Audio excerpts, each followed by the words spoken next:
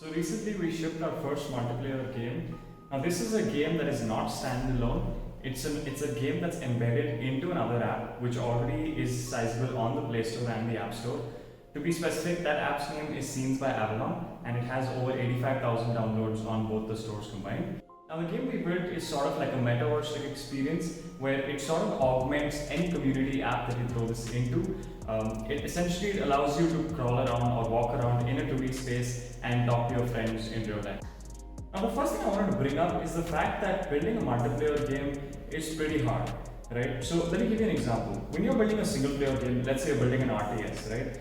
Your worry when you're, let's say doing a building system, placing objects or buildings on the floor is, how do I get this building to be placed on the floor? And that's a concern, right? But now in a multiplayer setting, your concerns are widely different. Along with having to worry about how you place the building, what the logic is behind that, you have to worry about how the building state syncs across the entire network, right? So you've got to be wary about the fact that the building state cannot be synced over the network. If someone's placing a building, then it has to be, the same state has to propagate across the network to every single client. You cannot have desyncs no matter what, right? Who's allowed to remove the building? Who's allowed to create the building? So you have a lot of these things that you have to sort of start considering when you're building a multiplayer game. And even from a code perspective, it gets a little complicated or tedious to sort of think about or architect. Now the second thing that I want to talk about is actually scale for a multiplayer game. Right? So when you're ready with a multiplayer game, how are you going to handle sort of hosting it? Where is it going to be deployed? How are you going to scale up your servers? How are you going to scale down? Do you use a pay-as-you-go pricing? Right? Would you want to manually create a set of EC2 instances that your server is hosted on? Would you want to use a VPS on a service like AWS? Right? So we ended up using a service called PlayFab, which is provided by Microsoft. Hats off to these guys. I think they've done a wonderful job so far, especially with some of the use cases that they've covered. We specifically used the multiplayer server service on PlayFab itself, so that allowed us to get up and running really quickly. And even here, there's a lot to cover that is not akin to regular development. All right, it's not familiar if you're familiar with normal dev that's not in-game dev, right? So you have to think about server allocation. How many servers are you going to have per virtual machine that you rent out? How are you going to allocate these servers, right? So do you have the concept of a master server? Now I'll be covering a lot of these things in future videos, and I have covered some of them in the previous videos as well. But this is sort of like a primer to explain to you that a lot of this thinking sort of goes on when you're building a multiplayer game. Now the third thing I wanted to talk about is source control. So we use Git and Git LFS. Source control, especially in games, is somewhat different to regular projects, like regular software projects. So you have another component to worry about, which is actually your binaries. Now your binaries can be your assets, it can be the graphical entities, the files. So we use LFS to sort of handle all of this, and we didn't end up using Git LFS log too much. If we really had trouble with some of the binaries, we sort of exported them and sent it across between us engineers. So it's a small team. It's just that the two of us who were doing the dev bit. So it was sort of easy to coordinate. But I can definitely see how this becomes a problem at larger scale. Which is probably why we will, explore Perforce or Plastic SCM, when it comes down to that. And finally, the most important takeaway here, I believe, for us was, building a system, a consistent system that you sort of follow throughout the process of, actually developing something like this.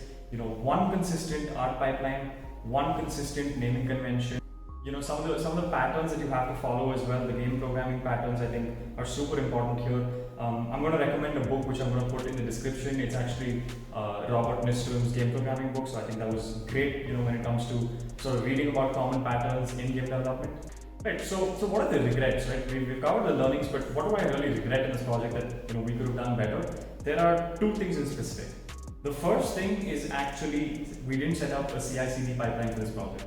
Right? So the project is kind of complicated in the sense that we take Unity, we create an Android build, we create a server build, and we sort of have to embed that Android build within the React Native app itself.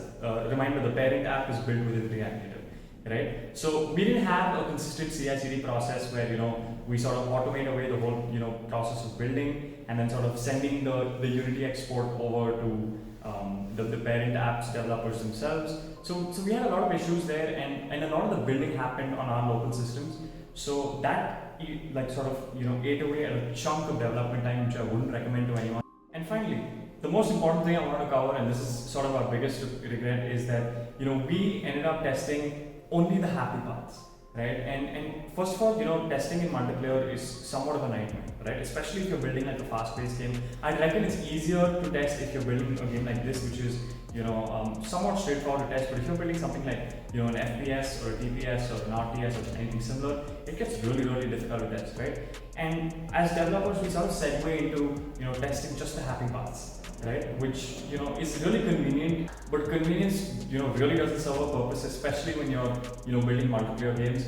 You need to be really brutal about testing every single edge case, especially before you sort of ship out a feature, because that's what again ate away at a lot of our time, because we built a feature a certain way, we realized it doesn't fit certain edge cases, and then we spent another 15 days sort of revamping how we work towards that feature.